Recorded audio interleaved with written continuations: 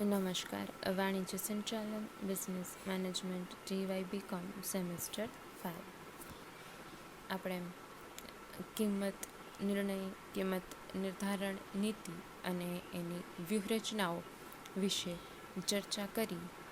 હવે આપણે પેદાશ નિર્ણય પ્રોડક્ટ ડિસિઝન વિશે વાત કરશું.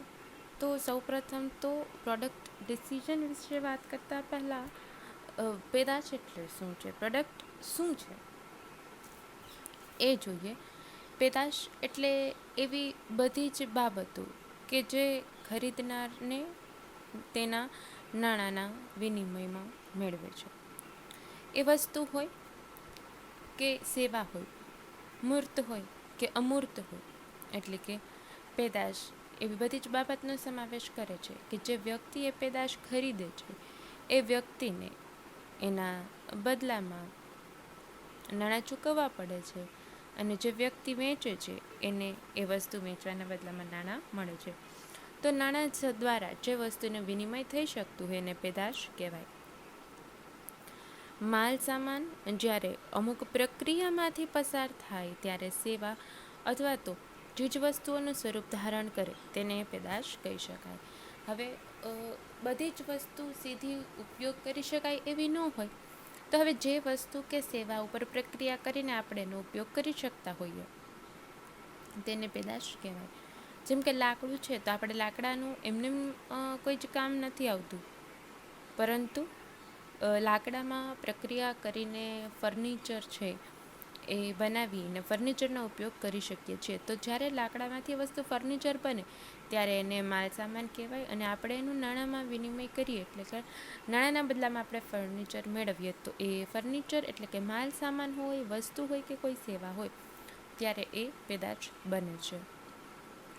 પેદાશ એટલે શ્રમ, મૂડી અને નિયોજન દ્વારા કાચા માલના રંગ, રૂપ, કદ, આકાર, વજન કે ગુણધર્મમાં ફેરફાર કરવાની પ્રક્રિયા.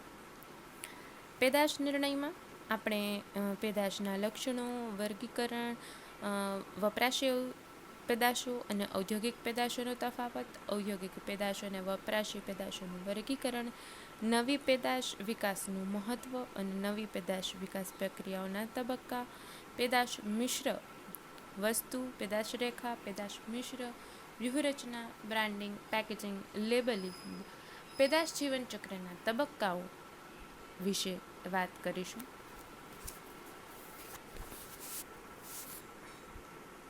સામાન્ય રીતે વાત કરીએ તો માનવ જરૂરિયાતને સંતોષવાની શક્તિ કે તાકાત જેનામાં રહેલી હોય એવા પદાર્થ મૂર્ત હોય કે અમૂર્ત હોય તો એને પદાર્થ કે સેવાને પેદાશ કહી શકાય. તો હવે માનવ જીવનને સંતોષ આપવાની ક્ષમતા એ પેદાશનું અનિવાર્ય લક્ષણ હોવું જોઈએ કે કોઈ પણ પેદાશ કેમ ન હોય, માનવ જીવનને કોઈ પણ માનવને સંતોષ આપતી હોવી જોઈએ. પેદાશ શબ્દ છે એ વ્યાપક સ્વરૂપમાં ઉપયોગ થતો હોય. તો હવે પેદાશમાં ભૌતિક પદાર્થો ઉપરાંત સેવાઓ, વ્યક્તિ, સ્થળો, સંગઠનો, વિચારો વગેરેનો પણ સમાવેશ થાય છે. પેદાશની ચીજવસ્તુ, માલ કે સેવા આ બધા સમાનાર્થી પર્યાયી શબ્દો છે, એને પેદાશ કહી શકાય. તો હવે આ બધામાં કેવો ગુણ હોય છે? માનવની જરૂરિયાત સંતોષવાનો ગુણ અને ક્ષમતા હોય, પછી એ વસ્તુ દ્રશ્ય હોય કે અદ્રશ્ય હોય પણ એને પેદાશ કહી શકાય. જેમ કે આપણને જે સેવા મળતી હોય એ બાબતો અદ્રશ્ય છે પણ એમાંથી આપણને સંતોષ મળતો હોય તો એને આપણે પેદાશ કહી શકીએ. તો વ્યક્તિને કેવી કેવી સેવાઓ મળે છે? ડૉક્ટર છે, શિક્ષણ એટલે કે શિક્ષક છે, ડૉક્ટર છે, વકીલ છે, ચાર્ટર્ડ એકાઉન્ટન્ટ છે કે જે પોતાની વિશિષ્ટ આવડત દ્વારા તમને તમારી જરૂરિયાત સંતોષતા હોય તો એને સેવા આપનાર કહેવાય અને તમે એને બદલામાં નાણાકીય વળતર ચૂકવો છો તો એને અદ્રશ્ય પેદાશ કહી શકાય. તો કોઈ પણ એવી પેદાશ કે જેના દ્વારા માનવની જરૂરિયાત સંતોષાતી હોય, પછી એ દ્રશ્ય હોય કે અદ્રશ્ય હોય તો એને પેદાશ કહેશું. તો આવી રીતે ઘણી બધી વસ્તુ છે કે જેના દ્વારા માનવ જીવનમાં સંતોષ મેળવી શકાતો હોય, સંતોષ દેવાની ક્ષમતા હોય. જેમ કે પંખો, ફોન, ફર્નિચર, ફ્રીજ, ટીવી, વાહન, ખાદ્ય પદાર્થો, પોશાકો, સૌંદર્ય સાધનો, તો આવી બધી જ જરૂરિયાત.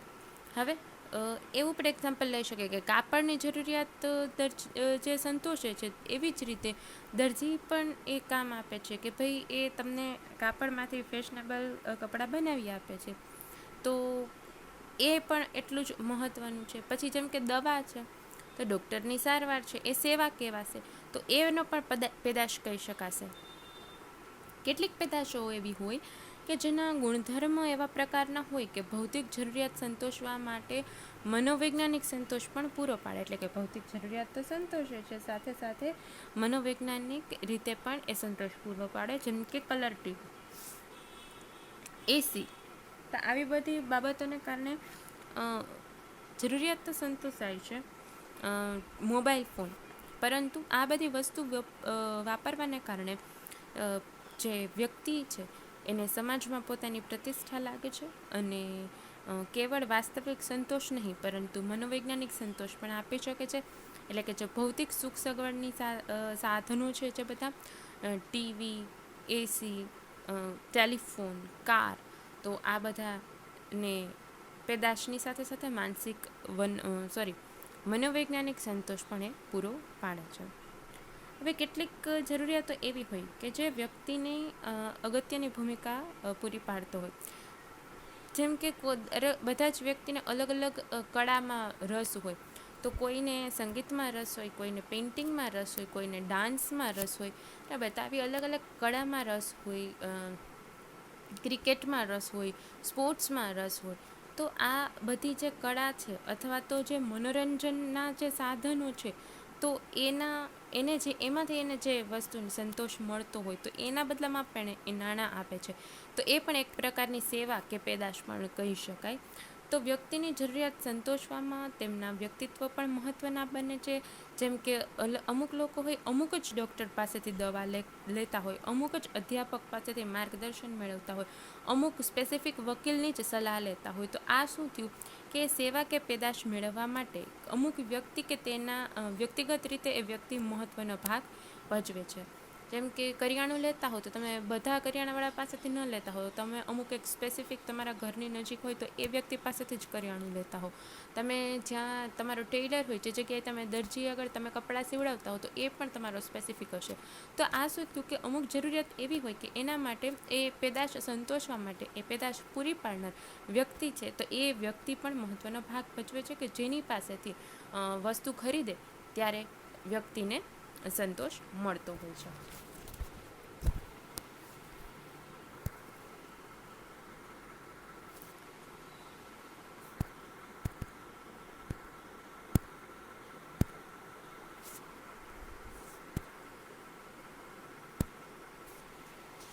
ત્યારબાદ જોઈએ તો પેદાશનો અર્થ અને વ્યાખ્યા.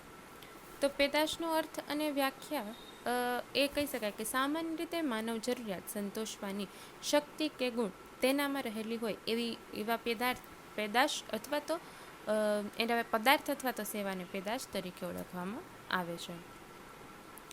અને અર્થશાસ્ત્રની પરિભાષામાં જોઈએ તો ઉત્પાદન કે કોઈ પણ પદાર્થ જે કુદરતમાંથી મળેલી સાધન સામગ્રી જરૂરિયાત સંતોષવા માટે ભૌતિક વસ્તુમાં અલગ અલગ રૂપાંતર કરવામાં આવે. કેવા રૂપાંતર? રંગ, રૂપ, આકાર, કદ, વજન કે ગુણધર્મમાં ફેરફાર કરવાની પ્રક્રિયા. હવે એ કેના મદદથી થઈ શકે? શ્રમ, મૂડી અને નિયોજન દ્વારા આ પ્રક્રિયા છે એ થાય છે.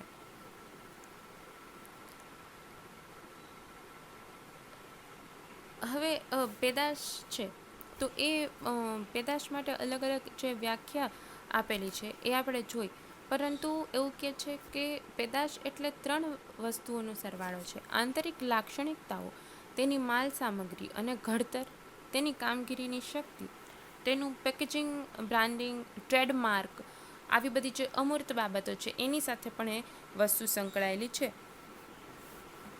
કેમ કે એના કારણે એના નાણાકીય કિંમતમાં વધારો ઘટાડો જોવા મળે છે. પેદાશ એટલે એવી બધી જ બાબતો કે જે ખરીદનાર તેના નાણાંના વિનિમયમાં મેળવી શકે છે. અને અર્થશાસ્ત્રની પરિભાષામાં કહીએ તો ઉત્પાદન કે પેદાશ કુદરતમાંથી મળેલી કુદરતી સાધન સામગ્રી જરૂરિયાત સંતોષવા માટે ભૌતિક વસ્તુઓમાં જે પણ રૂપાંતર થાય છે. હવે પેદાશ છે તો એ પેદાશ કેવી હોવી જોઈએ, એના લક્ષણો કયા છે? તુષ્ટિગુણનું સર્જન, કિંમતમાં વૃદ્ધિ, વિનિમય પાત્રતા, ઉત્પાદનના સાધનોનો ઉપયોગ, વિવિધ પ્રક્રિયા, ભૌતિક વસ્તુ અને સેવાનું ઉત્પાદન, ટેકનોલોજીનો ઉપયોગ અને ગુણધર્મોમાં સંકલન. તો આટલી વસ્તુ છે એ પેદાશના લક્ષણોમાં હોવી જોઈએ, તો જ એ પદાર્થને પેદાશ કહી શકાય. હવે પદાર્થ હોય કે સેવા હોય તો એને પેદાશ કહી શકાય. તો સૌપ્રથમ તો તુષ્ટિગુણનું સર્જન. ઉત્પાદન જ્યારે થાય ત્યારે કાચા માલમાંથી જે વસ્તુનું નિર્માણ કરવામાં આવતી હોય તો તે ચીજ વસ્તુમાં રૂપાંતર થતું હોય. એ કાચા માલનો સીધો જ ઉપયોગ નથી થતો. અમુક માલ સાવ કાચો માલ હોય, અમુક અર્ધ તૈયાર માલ હોય, તૈયાર માલ હોય. તો હવે જ્યારે એ ઉત્પાદન એવું હોય કે ઉપયોગ કરવા માટે એ સક્ષમ હોય કે વ્યક્તિ છે એનો સીધો જ ઉપયોગ કરી શકે, ત્યારે જ એ વસ્તુને ખરીદી શકાય છે. અધરવાઇઝ એના જે સ્વરૂપ છે એમાં રૂપાંતર કરવું પડે અને માનવને સંતોષ એમાંથી મળે એ પ્રકારની વસ્તુ બનાવવી જોઈએ. એટલે કે એ પદાર્થમાંથી જરૂરિયાત સંતોષવાનો ગુણ કે શક્તિ હોવી જોઈએ. એટલે કે છે તુષ્ટિગુણનું સર્જન પદાર્થ દ્વારા થઈ શકતું હોય. તો એ તુષ્ટિગુણનું સર્જન કરવા માટે પ્રત્યેક જે પેદાશ છે એ વપરાશ મૂલ્ય ધરાવતી હોવી જોઈએ, કે એનો વપરાશ કરી શકાય એવી હોવી જોઈએ. ત્યારબાદ છે કિંમત વૃદ્ધિ. કાચા માલ ઉપર પ્રક્રિયા કરી અને એના કિંમતમાં વધારો કરવામાં આવે છે. કાચા માલમાંથી જે રૂપાંતર કરી અને તૈયાર માલ બનાવવામાં આવે છે તો એની કિંમતમાં વધારો થાય છે. પેદાશની કિંમત તેના ઉત્પાદન ખર્ચ ઉપર આધારિત હોય. એટલે કે પેદાશમાં જો અછત થાય તો એના કારણે એની કિંમતમાં વધારો થઈ જાય. કિંમતમાં થયેલ વધારામાં જમીન મૂડી અને નિયોજન જેનું પણ વળતર હોય ચૂકવવામાં આવે. તો હવે કિંમતમાં જે માંગ અને પુરવઠા પરસ્પર બધા જ સંબંધો કામ કરતા હોય.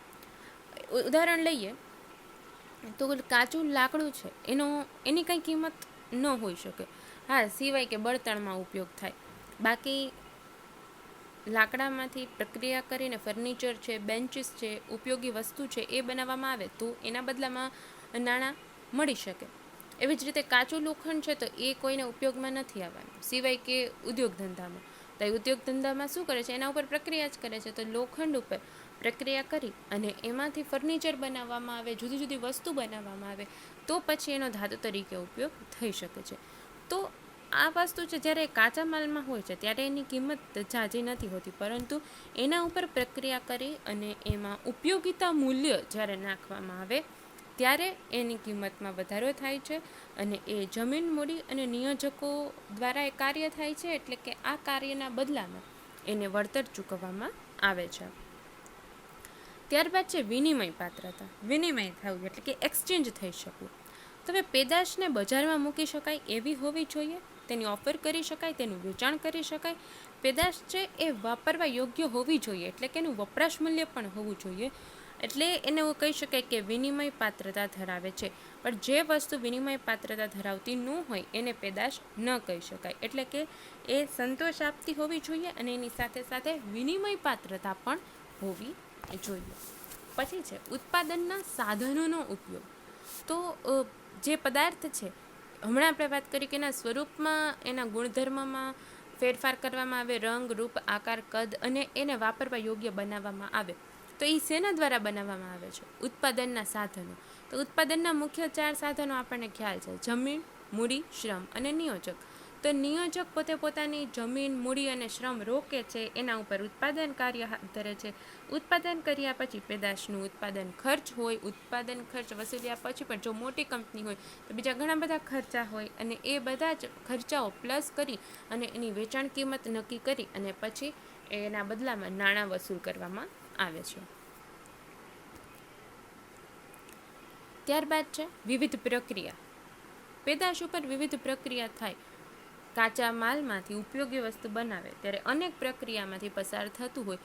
એક પ્રોસેસ ન હોય, અનેક પ્રોસેસ હોય. જેમ કે કોઈ એક વસ્તુ છે, માત્ર તમે ખાદ્ય પદાર્થની જ ખાલી માત્ર વાત કરો તો વેફર છે, તો વેફર કેવી રીતે બનતી હોય? પહેલાં બટેટા, કાચા માલ એનો બટેટા કહી શકાય. બટેટાની છાલ ઉતારવામાં આવે, એને કટ કરવામાં આવે, એને તળવામાં આવે, એનું પેકિંગ કરવામાં આવે. હવે પેકિંગ થતું હોય ત્યાં પણ એને લેબલિંગ કરવામાં આવે, પછી વિતરણ વ્યવસ્થા દ્વારા એ પહોંચાડવામાં આવતી હોય. ફર્નિચર છે એ કેમ બનતું હોય? લાકડું કાપવામાં આવતું હોય, લાકડાને ફર્નિશ કરવામાં આવતું હોય, એને અલગ અલગ આકારમાં કાપવામાં આવતું હોય, પછી આકારમાં કાપીને કયું ફર્નિચર એમાંથી બનાવવું છે એ નક્કી કરવામાં આવતું હોય, પછી એ ફર્નિચરના આધારે ફરીથી એનું કટિંગ થતું હોય, અને પછી એ કટિંગ કર્યા બાદ એને ફર્નિચરનો આકાર આપવામાં આવતો હોય. એના ઉપર જરૂર લાગે અહીંયા સનમાઇકા લગાડવામાં આવતું હોય, ત્યારબાદ એને વેચાણ માટે મૂકવામાં આવતું હોય, અને વેચાણના અલગ અલગ પદ્ધતિથી એનું વેચાણ થતું હોય. તો એને એક અલગ અલગ પ્રક્રિયામાંથી પસાર થવું પડે. કાપડ છે તો પહેલાં શું હોય, એ કપાસ તરીકે ઉગે, કપાસમાંથી રૂ બનવામાં આવે, રૂમાંથી કાપડ બનશે, કાપડમાંથી પછી એનું વણાટકામ થઈને જે પ્રકારે કાપડ થતા હોય તો અલગ અલગ પદ્ધતિથી વણાટકામ થતું હોય, પછી કાપડને રંગવામાં આવે. હવે તો માત્ર કોટન નહીં પણ અલગ અલગ પ્રકારના જે વિવિધ કોટન મિશ્રિત કાપડ બનતા હોય તો એ પણ ફેક્ટરીમાં બનતા હોય, તો એ કાપડ બનવામાં આવે. ત્યારબાદ એનું કટિંગ કરવામાં આવે, સિલાઈ કરવામાં આવે, સિલાઈ કર્યા પછી એ વેચાણ યોગ્ય બને. તો કેટલી પ્રક્રિયામાંથી એક વસ્તુ છે પસાર થતી હોય. એટલે કે કાચા માલમાંથી જ્યારે એને વપરાશ યોગ્ય બનાવવું હોય ત્યારે એના લોટ્સ ઓફ પ્રોસેસ એના ઉપર કરવી પડે. વિવિધ પ્રક્રિયા બાદ એ વેચાણ લાયક બની શકે. ટેકનોલોજીનો ઉપયોગ, હમણાં આપણે વાત કરી કે અલગ અલગ ધંધામાં અલગ અલગ પ્રકારે પ્રક્રિયા થતી હોય, તો હવે દરેક પ્રક્રિયા કરવા માટેના જે સાધનો હશે, યંત્રો હશે, ટેકનોલોજી હશે, એ પણ જુદી જુદી હોય. તો આધુનિક યંત્ર, વૈજ્ઞાનિક પદ્ધતિ, સાધનો, આ બધી જ મદદને કારણે, આ બધી જ વસ્તુને મદદથી ચીજવસ્તુ કે સેવાનું ઉત્પાદન થઈ શકે, તેના સ્વરૂપમાં ફેરફાર થઈ શકે અને એને વપરાશયોગ્ય બનાવી શકાય. ત્યારબાદ છે ગુણધર્મનો સંકુલ. વસ્તુના ગુણધર્મમાં જેમ કે કદ, આકાર, રંગ, સુગંધ, એની બાંધણી, એ બધી જ વસ્તુ છે એ ઉત્પાદક કે વિક્રેતાઓની સંબંધિત સેવાઓ પર પદાર્થ કે સેવાની જરૂરિયાત સંતોષવાની શક્તિ આધારિત, જેને ગુણધર્મના સંકુલ કે લક્ષણો કહી શકાય. એટલે કે ગુણધર્મમાં ફેરફાર કરી શકાય. તો આપણે એ જોયું કે જ્યારે કોઈ પદાર્થ છે એ પેદાશ બને છે ત્યારે એના લક્ષણો ક્યાં હોવા જોઈએ કે જેને કારણે આપણે કહી શકાય કે આ વસ્તુ પેદાશ છે. દૃષ્ટિગુણનું સર્જન કરતો હોવો જોઈએ, કિંમત વૃદ્ધિ, વિનિમય પાત્રતા, ઉત્પાદનના સાધનોનો ઉપયોગ, વિવિધ પ્રક્રિયા, ભૌતિક વસ્તુઓ અને સેવાનો ઉત્પાદન, ટેકનોલોજીનો ઉપયોગ અને ગુણધર્મોનું સંકુલ. તો આ બધી જ બાબતોને કારણે પેદાશ છે એ ઓળખી શકાય છે, એ પેદાશના લક્ષણો છે. હવે પછી આપણે પેદાશનું વર્ગીકરણ, અલગ અલગ રીતે પેદાશોનું વર્ગીકરણ છે એના વિશે ચર્ચા કરીશું. Thank you.